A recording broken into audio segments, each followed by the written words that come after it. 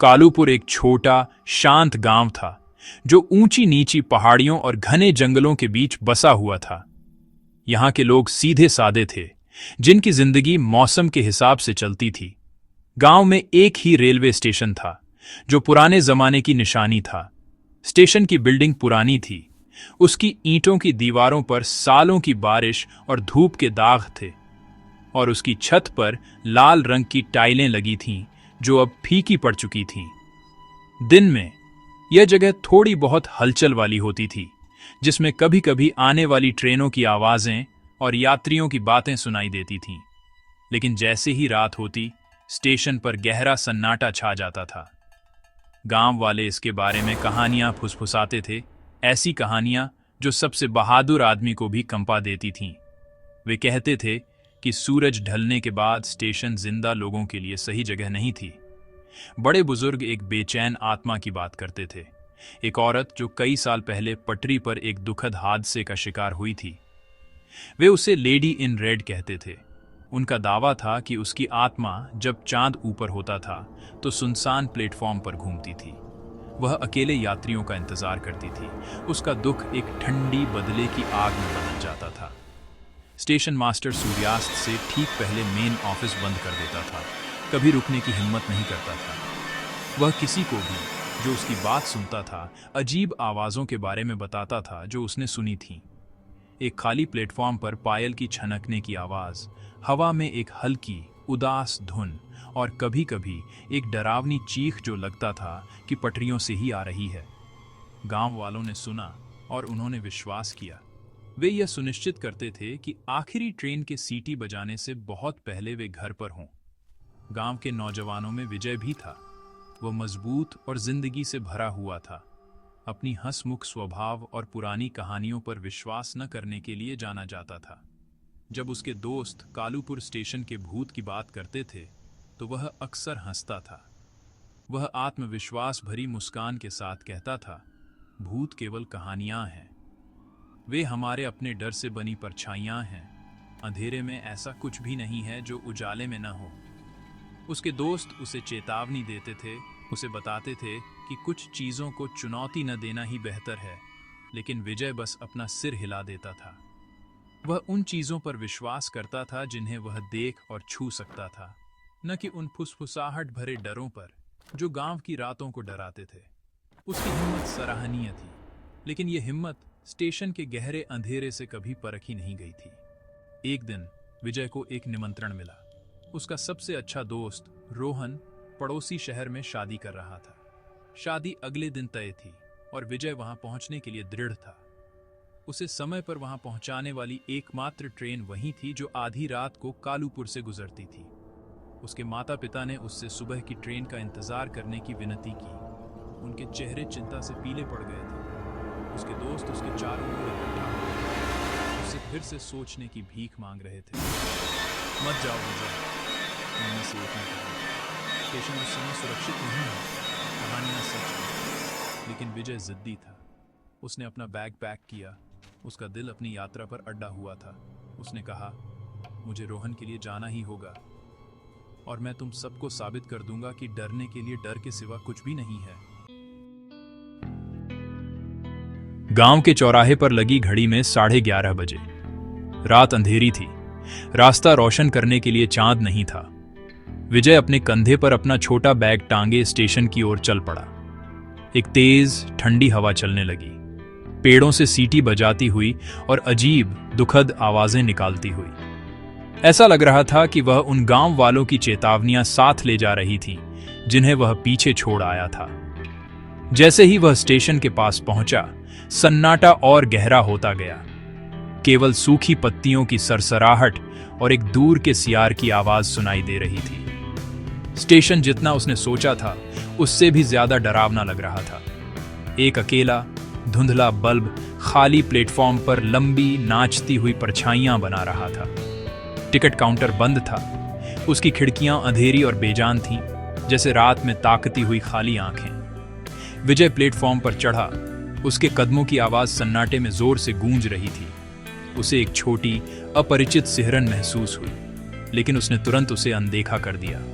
उसने खुद से कहा, ये सिर्फ ठंड है।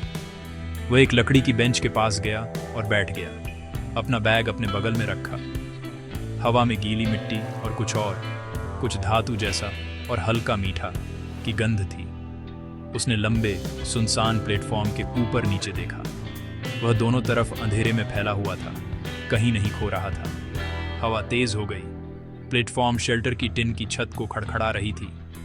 पहली बार विजय के मन में संदेह की एक किरण आई। जगह का अकेलापन बहुत ज्यादा था, एक जीवित उपस्थिति जो उसे परछाइयों से देख रही थी। वह इंतजार करता रहा। उसकी आंखें अंधेरे को स्कैन कर रही थीं। मिनट धीरे धीरे बीत रहे थे, हर एक घंटा लग रहा था। उसने खुद से एक धुन गुनगुनाना शुरू कर दिया, दमनकारी सन्नाटे के खिलाफ एक छोटी सी चुनौती। तभी उसने उसे देखा। प्लेटफॉर्म के दूर छोर पर अंधेरे से एक आकृति उभरी।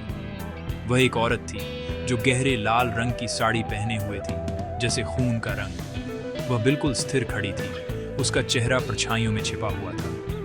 विजय का गुनगुनाना अचानक बंद हो गया। वह घूरता रहा, उसका दिल जोर से धड़कने लगा। इस समय यहाँ कौन हो सकता है? दूसरी दिशा से आखिरी ट्रेन घंटों पहले गुजर चुकी थी। औरत ने धीरे से एक कदम आगे बढ़ाया और हल्की रोशनी उसके पैरों पर चांदी की चमक पकड़ ली। उसने तब सुना एक हल्की धातु की झनकार। औरत उसकी ओर चलने लगी। उसके कदम कंक्रीट प्लेटफॉर्म पर शांत थे। एकमात्र आवाज उसकी पायल की डरावनी झनकार थी। जैसे ही वह करीब आई, विजय उसे और स्पष्ट रूप से देख सका। उसके लंबे काले बाल खुले थे, उसके ज्यादातर चेहरे को ढंके हुए थे। उसने जो लाल साड़ी पहनी थी वह धुंधली रोशनी में चमकती हुई लग रही थी। वह उसकी बेंच से कुछ फीट दूर रुक गई। क्या आप आधी रात की ट्रेन का इंतजार कर रहे हैं? उसने पूछा। उसकी आवाज हल्की थी, फिर भी वह स्टेशन की विशाल खालीपन में गूंजती हुई लग रही थी। यह एक अजीब तरह से मधुर आवाज थी, लेकिन इसमें गहरे अंतहीन दुख की एक अंतर्निहित भावना थी। विजय एक पल के लिए बोलने में असमर्थ हो गया। उसका गला अचानक सूख गया। वह केवल सिर हिला सका। उसकी आंखें उसके सामने रहस्यमयी आकृति पर टिकी हुई थीं। मैं भी इंतजार कर रही हूं, औरत ने कहा। उसका चेहरा अभी भी उसके काले बालों से थोड़ा ढका हुआ था। मैं बहुत लंबे समय से इंतजार कर रही हूं। उसकी आवाज में कुछ ऐसा था जिससे विजय का खून जम गया। ये सिर्फ उदासी नहीं थी, ये एक गहरा खालीपन था, एक ऐसा शून्य जो उसके चारों ओर की हवा को अपनी ओर खींच रहा था। उसने आखिरकार अपनी आवाज पाई, हालांकि वह एक कमजोर फुसफुसाहट के रूप में निकली। आप किसका इंतजार कर रही हैं? उसने पूछा, बहादुर दिखने की कोशिश करते हुए। औरत ने एक हल्की आह भरी हंसी हंसी, जिसमें कोई मजाक नहीं था। मैं उनका इंतजार करती हूं जो अकेले यात्रा करते हैं, उसने जवाब दिया, एक और कदम करीब आते हुए। जो अंधेरे से नहीं डरते, जैसे आप। उसने जिस तरह से आप कहा, उससे उसके अंदर डर की एक नई लहर दौड़ गई। ऐसा लग रहा था जैसे वह उसके विचारों को जानती हो, उसकी पिछली बहादुरी को। विजय को भागने की एक आदिम इच्छा महसूस हुई, इस अजीब औरत और भूतिया प्लेटफॉर्म से दूर जाने की। वह अचानक खड़ा हो गया, अपना बैग पकड़ लिया। मुझे लगता है कि मैं पटरियों के पास इंतजार करूंगा, वह हकलाया। दूर जाने के बहाने के लिए उसका दिमाग तेजी से काम कर रहा था। लेकिन जैसे ही वह मुड़ा, औरत अचानक उसके सामने खड़ी थी, उसका रास्ता रोक रही थी। उसने उसे चलते हुए नहीं देखा था, वह बस वहीं थी। वह अब उसका चेहरा ज्यादा स्पष्ट रूप से देख सकता था। उसकी त्वचा असामान्य रूप से पीली थी और उसकी आंखें बालों की लटों के बीच से दिखाई दे रही थीं, एक हल्की डरावनी रोशनी से चमक रही थी। इतनी जल्दी मत करो, उसने फुसफुसाया। उसकी आवाज अब हल्की नहीं बल्कि तेज और ठंडी थी। ट्रेन अभी नहीं आई है, रुको और मुझसे बात करो। मुझे संगत मिले हुए बहुत समय हो गया है। शुद्ध आतंक की एक लहर विजय पर छा गई। ये कोई साधारण औरत नहीं थी। कहानियां, चेतावनियां, गांव वालों के डर, वे सब सच थे। वह कालूपुर स्टेशन के भूत के सामने खड़ा था। उसने चीखने की कोशिश की, लेकिन कोई आवाज नहीं निकली। उसका शरीर जम गया था, एक ऐसे डर से लकवाग्रस्त हो गया था जिसे उसने कभी नहीं जाना था। औरत ने एक हाथ उठाया और धीरे से अपने चेहरे से बालों की एक लट हटाई।